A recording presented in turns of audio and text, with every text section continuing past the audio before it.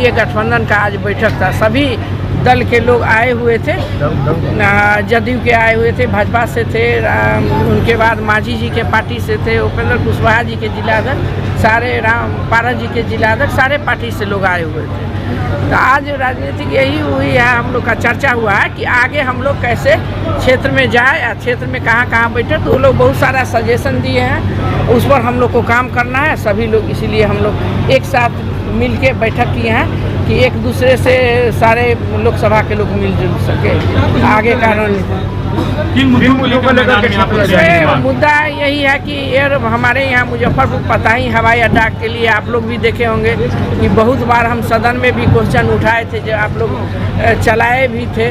उसके बाद हमारा वैशाली जो है पर्यटन स्थल में होना चाहिए, जो अभी तक नहीं हुआ। ये मुद्दा है, बहुत सारा विकास है, जहाँ जहाँ काम करना है, जो लोगों का डिमांड होगा उनके अनुसार काम किया जाएगा। कल आप क्षेत्र में गए थे, किस तरह से रिस्पांस मिला जनता? जब हम कल क्षेत्र में गए थे तो बहुत सारा रिस्पांस मिला, आप लोग देखे होइएगा, फेसबुक पर डाले हैं फोटो। बहुत लोग खुश थे, बहुत लोग कह रहे थे कि टिकट लेने में आपको लेट हो रहा था, हम लोगों में घबराहट हो रहा था। तो बहुत अच्छा हुआ, आपको चिंता करने की ज़रूरत नहीं है। जहाँ आप जाइए अपना लोगों से मिलिए जुलिए, ये आपका काम है। हमारा काम है कि प्रधानमंत्री जी के योजना के बारे में जनता तक पहुंचाना है, माननीय मुख्यमंत्री जी के बारे में बताना है लोगों को। जो विकास डबल इंजन का सरकार है बिहार में, काम बहुत तेज़ी से हो रहा है। हमारे आदरणीय राष्ट्रीय अध्यक्ष चिराग पासवान जी का विजन है बिहार फर्स्ट, बिहारी फर्स्ट। वो चाहते हैं कि नौजवानों को हम लोग बिहार में, जो बिहार से बच्चे लोग बाहर जाते हैं, उनको हर सुविधा हमारे बिहार में होना चाहिए। इस विजन के साथ भी हम काम करते हैं। महागठबंधन के प्रत्याशी भी आपके सामने रहेंगे, किस तरह से आप? जैसे प्रजातंत्र है तो मौलिक अधिकार है, सबको लड़ना है। और जितने पार्टी हैं अपना गठबंधन करके वो भी उम्मीदवार उतारेंगे, तो हमारी कोई लड़ाई नहीं है, कोई चुनौती नहीं है।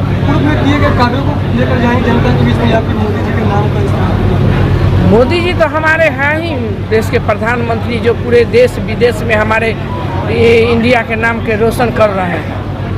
ऐसा प्रधानमंत्री तो हमारे देश को फर्स्ट बार मिला है। 60 साल 65 साल जो राज किया, उस समय तो बुझाता भी नहीं था, जो सिखा दिया गया रबर स्टाम्प की तरह घूमते रहता था। ये पहला प्रधानमंत्री देश में है कि हम लोग के गर्व से सीना चौला है, सर उठा हुआ है पूरे भारत के लोगों को। कल हवाई अड्डा का आपने मुद्दा उठाया है। हाँ, और लोगों के मन में ये चल रहा है कि पिछली बार भी आप लोकसभा गए थे, तो वहाँ फिर वो मुद्दा पहले उठाए, तो वहाँ कहा गया था कि आप प्रस्ताव भेजवाइए।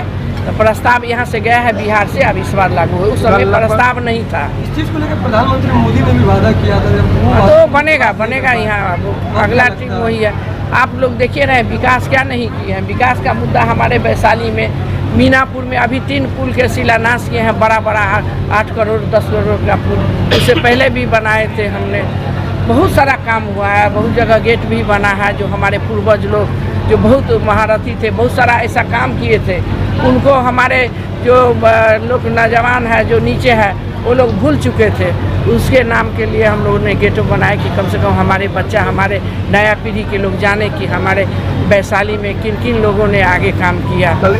उसके बाद छठ घाट के लिए महिलाओं का डिमांड था कि आप महिला हैं, खुद छठ करती हैं, हमारे घाट बनवा दे, सीढ़ी घाट बनाई, जाके हम लोग को छठ करने में दिक्कत। ये सब बहुत काम किए। 4 लाइन हम लोगों ने बनवाया है, पटना से लेके बेतिया साहेबगंज होते हुए बेतिया तक 4 लाइन का निर्माण कराए। जहां हम लोग का फैक्ट्री है, उस 4 लाइन को हमने NH 28 में जुड़वाने का काम किया, वो भी पास हो गया। कांटी जो रेलवे स्टेशन है, वहाँ हमने रेल मंत्री जी से मिल के वहाँ भी ऊपरी पुल का निर्माण का पूरा हो गया। उस दिन हम लोग उद्घाटन हमारे शिलान्यास किए हमारे प्रधानमंत्री जी। मोतीपुर का हुआ है। तो ये सब सारा काम तो हो ही रहा है। हमारे पास तो टाइम मिला मात्र 3 साल। 2 साल तो आप तमाम लोग जानते हैं कि हम जब जीत के गए तो तुरंत कोरोना का प्रकोप आया, जो पूरे देश विदेश झेला। इस प्रकोप के सारे लोग 2 साल तक हम लोग तबाह रहे, इसको बहुत अति से झेले। हमको 3 साल काम करने का मौका मिला रहा है। 3 साल हमने जो हमारी सरकार हमको जो मदद किया, पैसा दिया, उनका हमने काम किया, ईमानदारी से किया। ईमानदारी से मैं खड़ी हूँ अपने राष्ट्रीय अध्यक्ष चिराग पासवान जी के विजन के साथ। अपने राष्ट्रीय अध्यक्ष के आज भी आपके माध्यम से बहुत बहुत उनको धन्यवाद। उन्होंने पुनः हम पर विश्वास करके मुझे उम्मीदवार बनाया। इंजीनियर रविंद्र सिंह एक बड़ा इंडी आरोप लगा गठबंधन से रहे अभी हैं। तक कोई प्रत्याशी का ऐलान नहीं हुआ, क्या कुछ लगता है कि अब तक प्रत्याशी का ऐलान न करने की पीछे वजह क्या होगी? आपके किस विरोध में पर? तक प्रत्याशी का ऐलान नहीं हुआ है महागठबंधन की तरफ से। वहाँ कोई मिल ही नहीं रहा तो किससे वो लड़ाएंगे। लेकिन इंजीनियर रविंद्र सिंह एक बड़ा आरोप लगा रहे हैं, पार्टी तोड़ने का आरोप आप पर लगाया जा रहा है। कल 2 दर्जन लगभग 2 दर्जन जो है देखिए, बड़े नेता एक साथ इस्तीफा दिए। ऐसा है कि जो बात गई वो बीत गई, पुराने बात के नहीं लेके चलिए, पीछे जो हुआ उसको छोड़ दीजिए। अब आगे सिरे से हम लोग को काम करना है और क्षेत्र में चुनाव जीतना है, चुनाव लड़ना है, अपने जनता के बीच जाना है।